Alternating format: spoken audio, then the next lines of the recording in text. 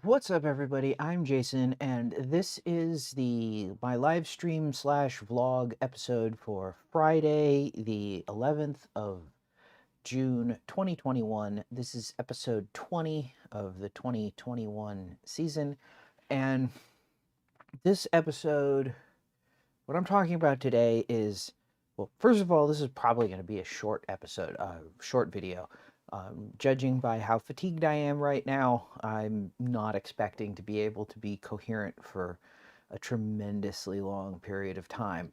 Uh, that said, what I want to talk about today is kind of an extension of what I talked about last week with the EOS R3. And specifically last week, I kind of poo-pooed, for lack of a better word, the autofocus minimum light level value increase on the R3.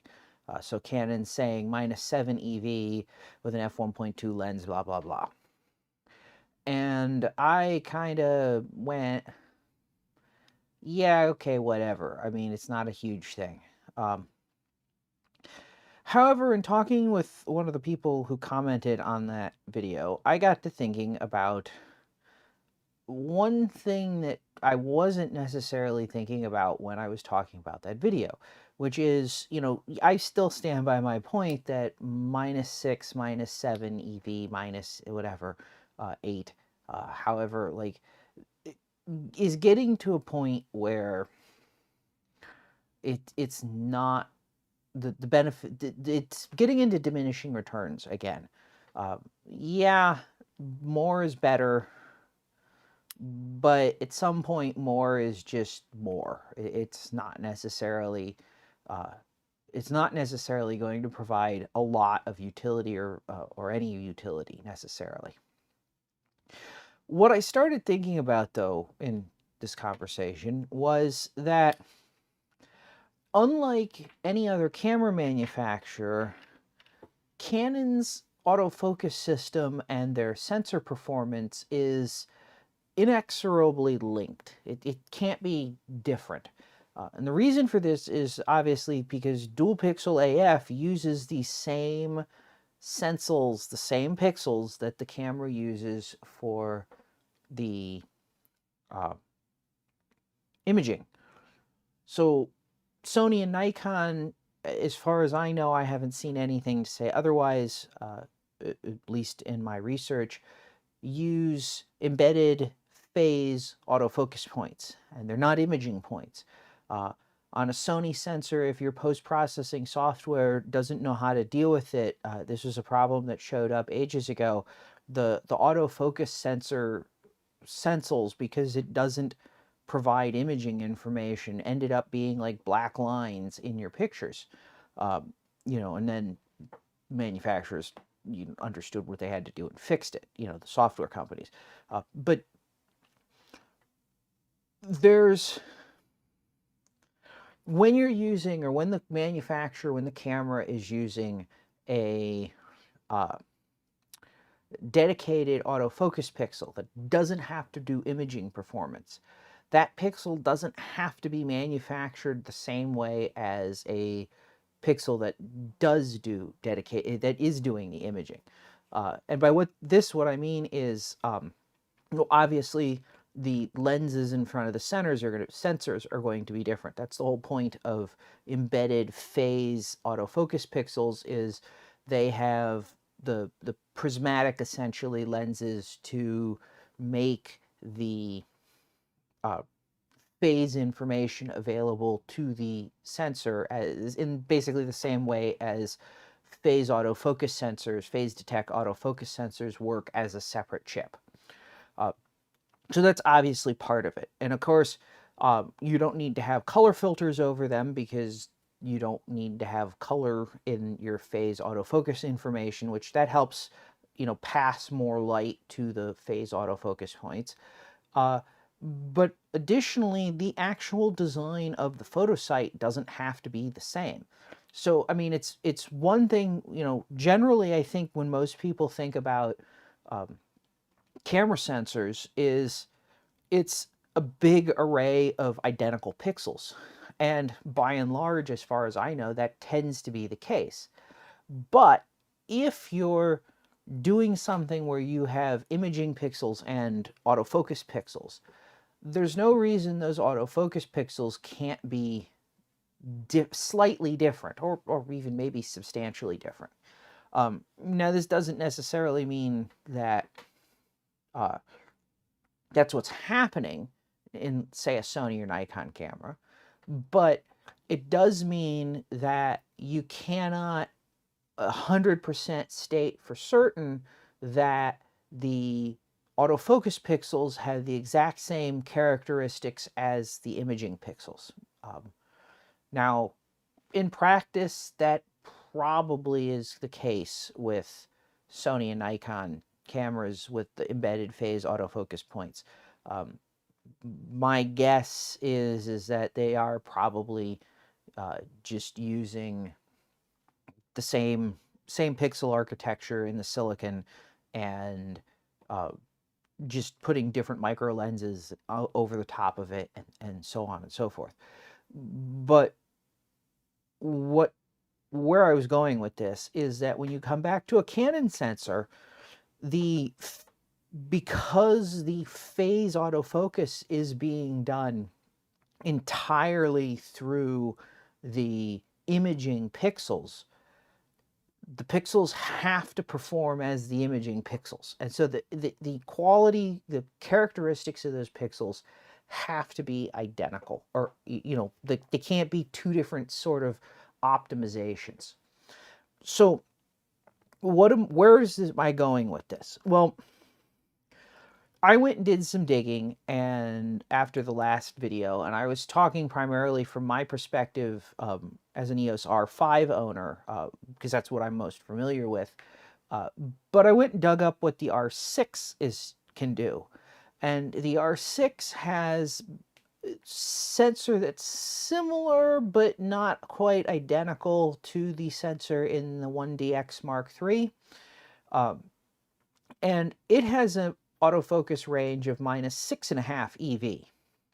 Again, all the center AF point, That's not really relevant here. Going a half stop further than the R6 could imply, and big flashing warning that this is purely speculation, could imply well, I want to say substantial, but at least some improvement in noise performance and dynamic range. Now, dynamic range as a consequence of, well, actually two things. As a consequence of better noise performance, and I'm going to talk about this in more detail, and potentially a higher well capacity, or a full well capacity for each photo site because of the backside illuminated sensor. So there could be a reasonable increase in dynamic range compared to a camera like the R6 or the R5 or anything else kind of, you know, on the market competition wise.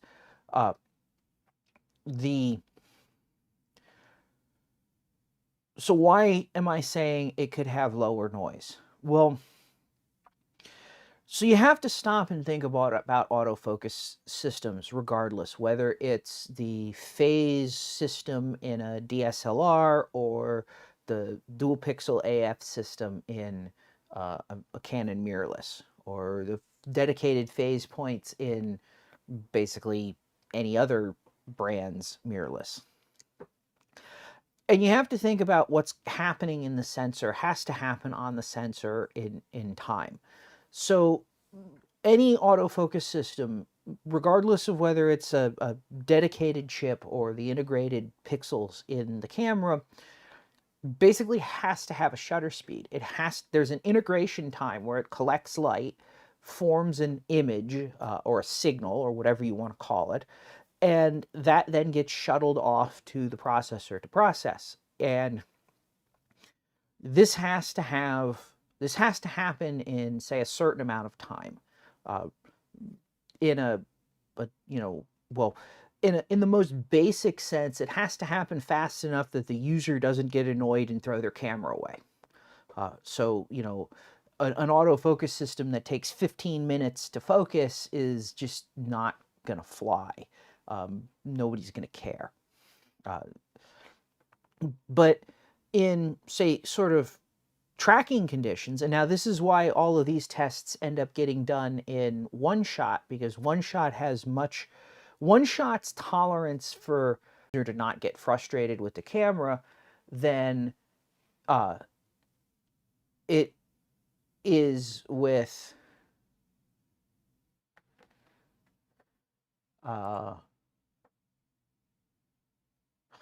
okay, that's interesting.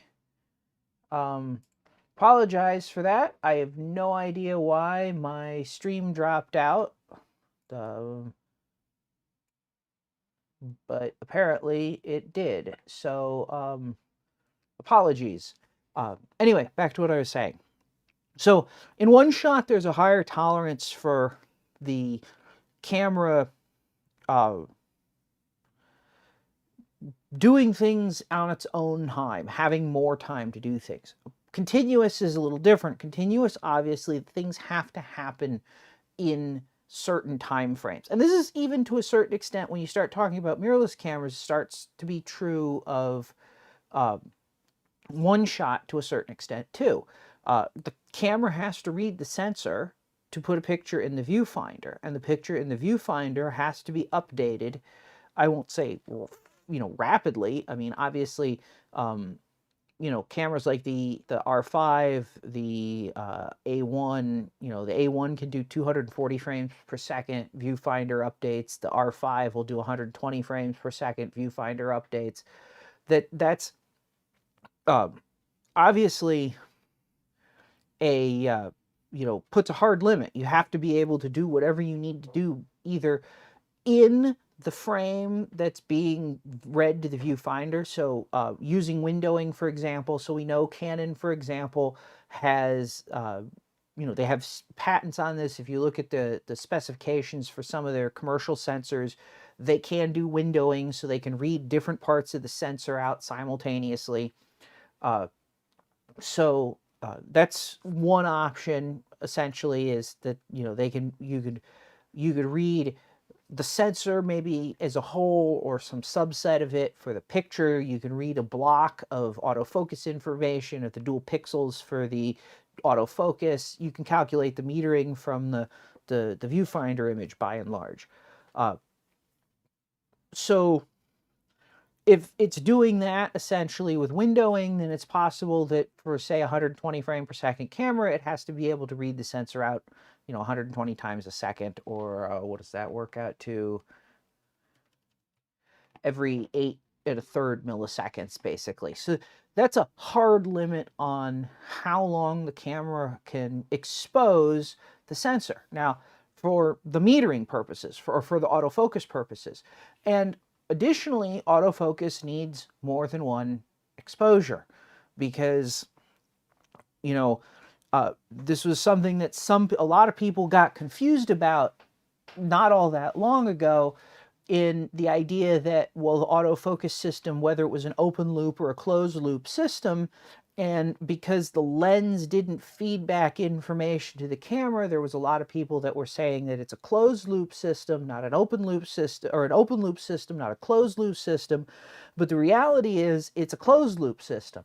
The closed of the loop isn't that the lens tells the camera, I've moved to this position. It's that the camera remeasures the scene that it's looking at to verify that it's in focus. So the process is essentially measure the focus error, drive the lens, remeasure the focus error. Probably more than just twice. Certainly with tracking autofocus, it has to be done enough times for the camera to start figuring out how fast the thing is moving towards or away from the camera, axial to the lens. Because, again, another thing, all autofocus systems have to be predictive. They cannot because there's a lag between when you press the shutter release, when the last autofocus information is available, and when the image is exposed. And this is true largely even with mirrorless cameras, unless you're talking purely electronic shutter.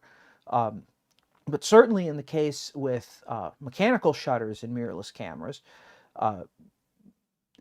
the camera, there's a lag between when the shutter release is hit and when the frame is made, and it's not as long as the lag with a DSLR for the mirror to go up and the exposure to be made. But the whole idea of the predictive autofocus in a DSLR is that if something's moving towards you or away from you very quickly, the camera is going to drive the lens to where the thing should be when the exposure gets made, as opposed to where the thing was when the last measurement was taken.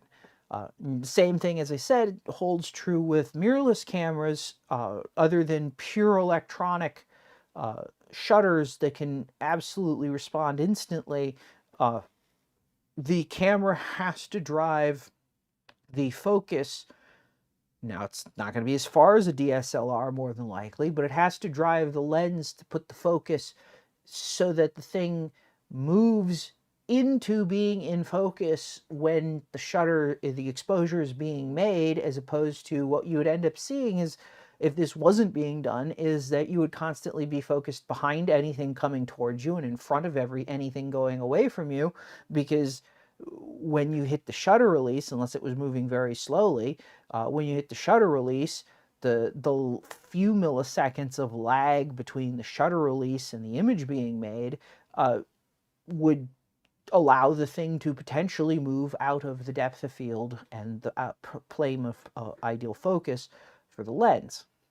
Okay, so what does all this mean? Well, anybody who's a photographer knows that when you start talking about shutter speeds, which is essentially what we're talking about, and you start talking about low light, you're talking about high ISO. The aperture is fixed because it's essentially the widest aperture of the lens.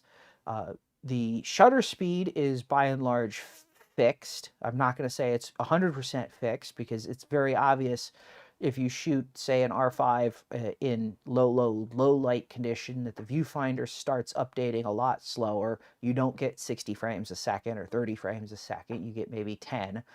That means that there's more time for the sensor to measure, collect light. But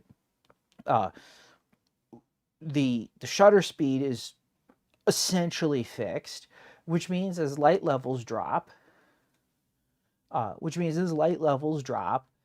you have to increase the gain that you read the sensor out from, essentially the ISO.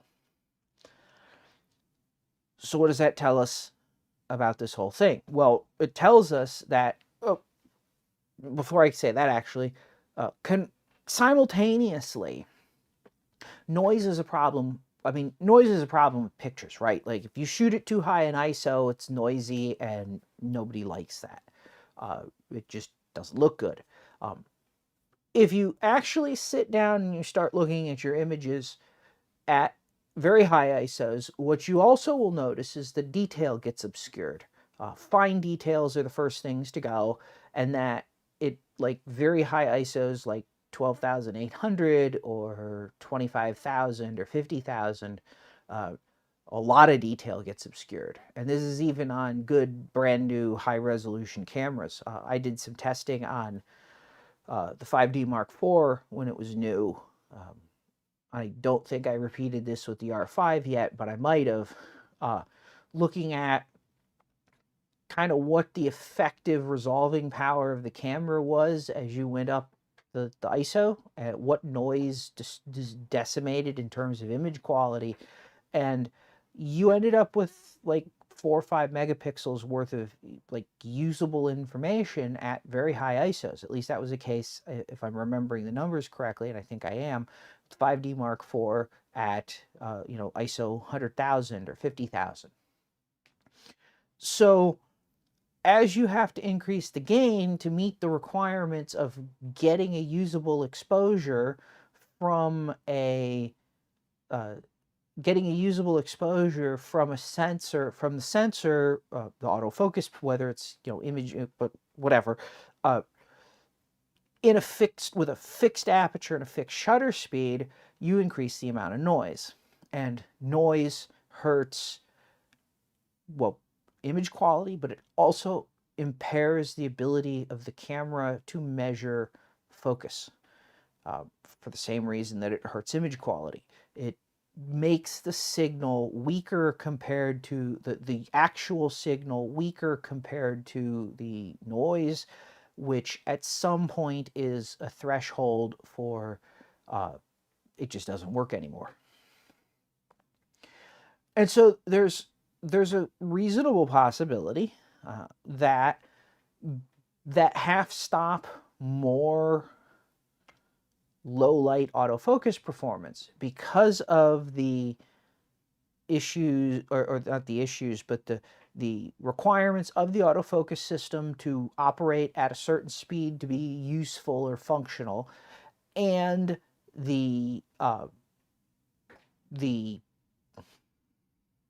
see, I told you I was fatigued and this was going to be hard, and the problems with noise impairing autofocus performance possibly, and again, could mean that the sensor has lower noise by maybe a half stop at best, that allows it to get that extra half stop autofocus performance compared to, say, the R5 or the R6.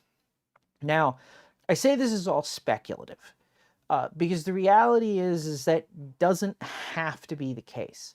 And the reason, like, and a perfect example of this is actually the R6 and the EOS R1DX Mark III. The R6 has a half stop better single shot still photo autofocus than the 1DX Mark III, and they both have effectively the same dynamic range and noise characteristics.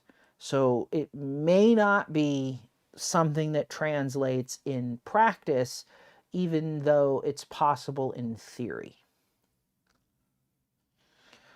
So anyway, that was the added thought that I had with respect to where the whole autofocus thing may actually sort of translate, I guess, if you will.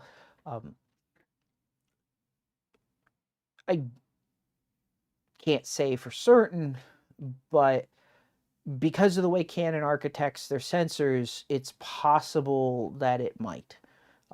Whereas if we were talking about embedded phase pixels like somebody else, it's all still possible that it might, but it doesn't have the same, I don't want to say guarantees, but there isn't the same tightly woven behavior between what's being used for autofocus and what's being used for sensor imaging.